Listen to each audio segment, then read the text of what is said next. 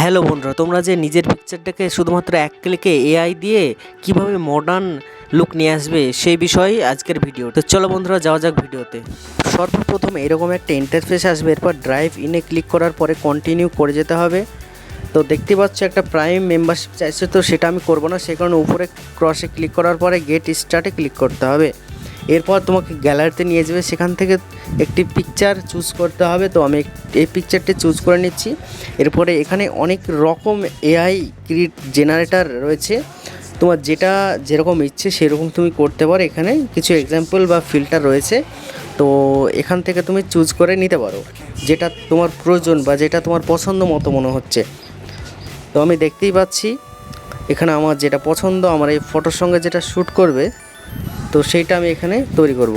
তো এখানে একটি আমার ফিল্টার চয়েস করলাম, তো এখান থেকে আমি এই ফিল্টারটি ক্লিক করব। তো এখানে কিছুক্ষণ সময় নেবে, এই চারি সাইডটা যেহেতু এটা এআই ফিল্টার জেনারেট হচ্ছে, এই কারণে একটু সময় নিচ্ছে। তো কিছুক্ষণ তোমাকে ওয়েট করতে হবে। ওয়েট করার পর যে রেজাল্টটি আসবে সেটা তোমাকে অবাক করাবেই।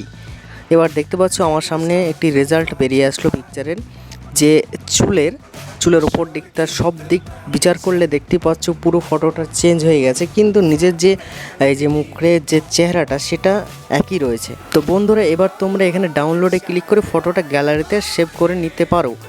তো বন্ধুরা, আসল ব্যাপারটা হচ্ছে যে কোন অ্যাপ্লিকেশান থেকে এটি হচ্ছে। তো এটা খুব সিক্রেট অ্যাপ্লিকেশান, খুব কম মানুষই এটা হয়তো পরিচালিত আছে, তো সেই কারণে তোমাদেরকে আমি স্ক্রিনশট দিয়ে দিচ্ছি এখানে। তো বন্ধুরা, ভিডিওটি এই পর্যন্তই। ভালো লাগলে লাইক কমেন্ট করে দিও। পরবর্তী ভিডিওতে আবার কথা হচ্ছে, দেখা হচ্ছে নতুন কোনো কন্টেন্ট নিয়ে।